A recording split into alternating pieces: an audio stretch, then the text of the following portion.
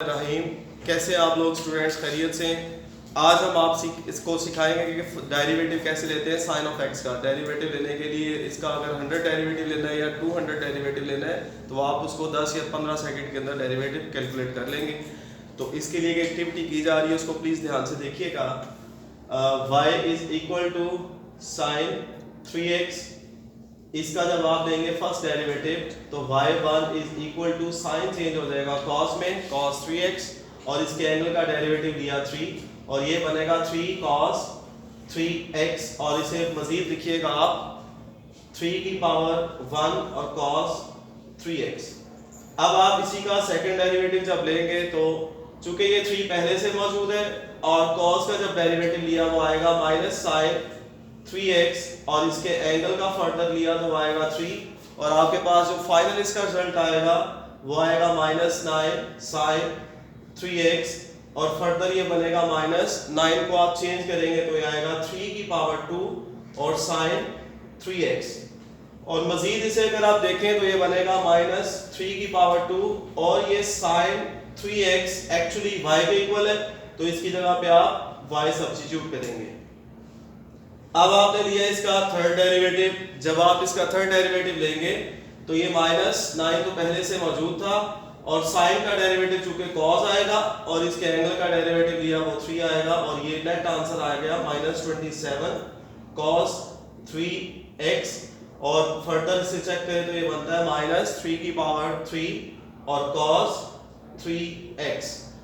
मजीद इसका fourth derivative लिया, जब फोर्थ डेरिवेटिव आप इसका लेंगे तो -27 एज इट इज आएगा और cos का डेरिवेटिव माइनस साइन 3x और इसके एंगल का डेरिवेटिव 3 और फाइनली इसका रिजल्ट आएगा 81 sign 3x is equal to 81 की फॉर्म आप चेंज करेंगे तो ये बनेगा 3 की पावर 4 और साइन 3x वैसे का वैसे ही आएगा।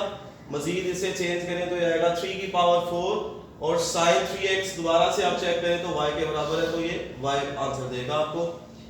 इसके बाद y5 अगर फाइंड किया जाए तो 81 तो एज इट इज रहेगा और साइन 3x चेंज होके cos में कन्वर्ट होगा cos 3x और इसके एंगल का डेरिवेटिव 3 और ये बनेगा 243 और साथ cos 3x और 243 की फॉर्म चेंज करें तो ये आएगा 3 की पावर 5 और cos 3x और इसका अगर एक डेरिवेटिव और लिया जाए तो y की पावर 6 इज इक्वल टू और 243 एज इट इज और cos का डेरिवेटिव लेंगे वो आएगा माइनस साइन 3x और एंगल का डेरिवेटिव 3 फाइनल इसका आंसर आएगा -729 और साइन 3x और इसे मजीद अगर आप चेंज करें -729 का मतलब 3 की पावर 6 और sin 3x y के इक्वल है तो ये y आपको आंसर देगा।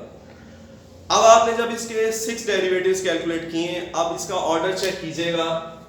अगर आप पहला डेरिवेटिव लेते हैं तो 3 की पावर 1 आ रहा है, अगर आप इसका दूसरा डेरिवेटिव ले रहे हैं तो 3 की पावर 2 आ रहा है और अगर थर्ड डेरिवेटिव ले रहे हैं तो 3 की पावर 3, फोर्थ डेरिवेटिव में 3 की पावर 4। दैट मींस के आप जोन्स-मॉस का डेरिवेटिव लेंगे वो इसके एंगल में जो x का कोफिशिएंट होगा उतनी उसकी पावर आ जाएगी। इसी तरीके से अगर आपको इसका 100 डेरिवेटिव लेना पड़ेगा तो वो आएगा 3 की पावर 100। एक तो ये बात आपने इसकी नोट की। दूसरी बात, अब यहाँ पे आप देख सकते हैं कि ये y2 है और ये y4 और ये y6, ये वो इवन नंबर्स आ गए। अब आपने इवन नंबर्स को देखना है कि जब भी आप किसी इवन डेरिवेटिव पे जाते हैं तो इवन डेरिवेटिव का जो आउटपुट निकलता है उसमें y रिपीट हो रहा होता है, y दोबारा से आ जाता है।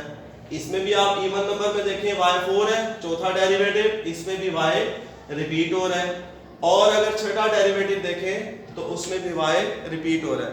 इसका मतलब है अगर 100 डेरिवेटिव आप लेंगे तो उसमें y रिपीट हो जाएगा, मतलब जो आपका क्वेश्चन होगा वो इसे दोबारा उसका आंसर आ जाएगा। दो बातें।